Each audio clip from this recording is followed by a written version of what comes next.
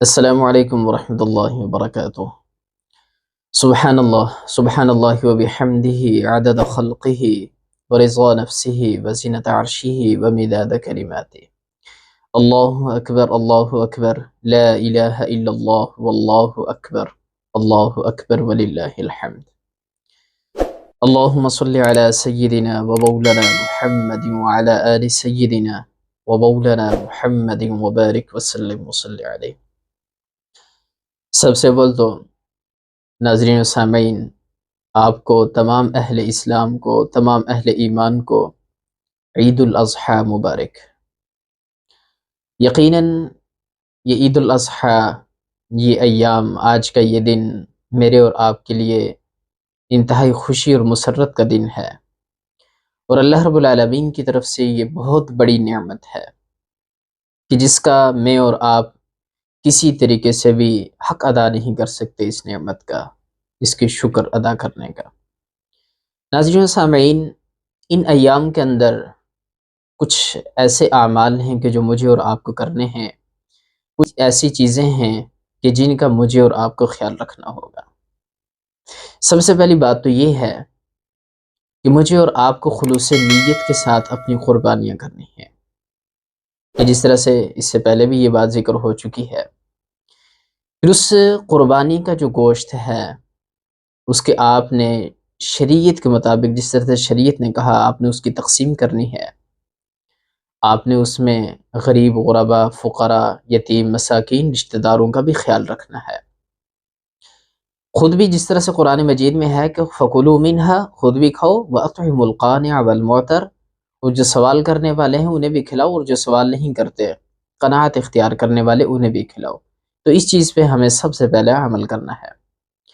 پھر اس کے ساتھ ساتھ ہمیں چونکہ ہم اہل اسلام ہیں، ہم مسلم ہیں، اور اہل اسلام سارے کے سارے ایک کمیونٹی کی حیثیت رکھتے ہیں، ایک امہ ہیں، امۃ واحدہ۔ تو لہٰذا مجھے اور آپ کو امۃ واحدہ ہونے کی حیثیت سے اپنے دیگر جو اہل اسلام بھائی ہیں ان کا خیال رکھنا ہے۔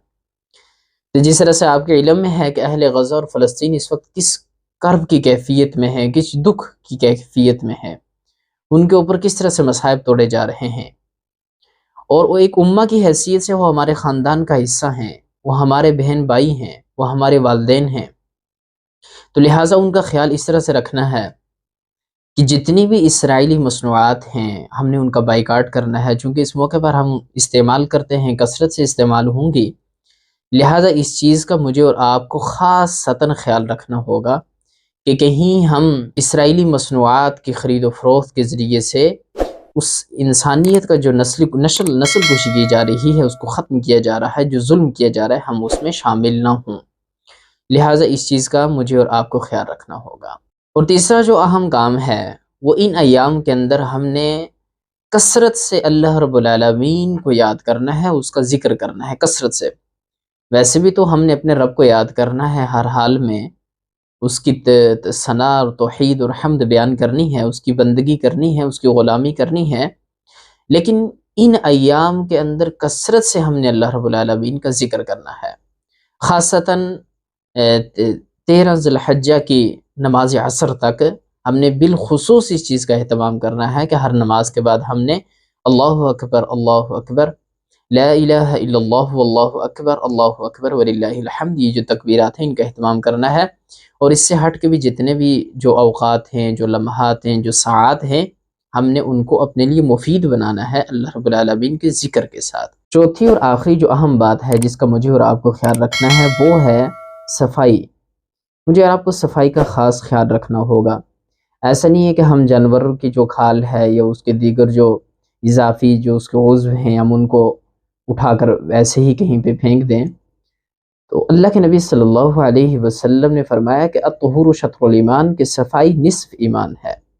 تو لہٰذا مجھے اور آپ کو اپنے گرد و نواح کا جو ماحول ہے اس کو صاف رکھنا ہے۔ قربانی کے جو اضافی اس کے عضو ہیں، جو اس کے فاضل مادہ ہے، اس کو ہم نے کسی خاص ترکیب کے ساتھ کسی خاص جگہ پہ پہنچانا ہے، تاکہ ہمارے گرد و نواح کا جو ماحول ہے وہ صاف ستھرا رہے، تعفن زدہ نہ ہو، آلودگی نہ پھیلے، بدبو نہ ہو، کیونکہ اصل مقصد تو انسانیت کو نفع پہنچانا ہے۔